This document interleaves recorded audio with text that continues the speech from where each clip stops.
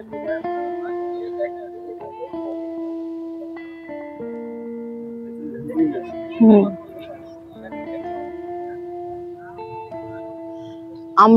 এই মুহূর্তে আছি পাত্রাতু ভ্যালিতে।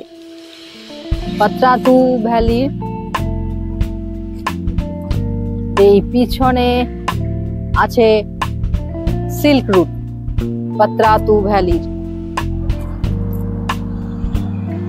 অপরূপ সৌন্দর্য, দূরে পাত্রাতু লেক, আর এই হচ্ছে পাত্রাতু ভ্যালি।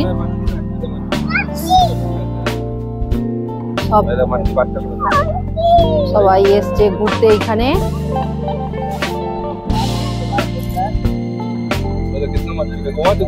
আর ওই দূরে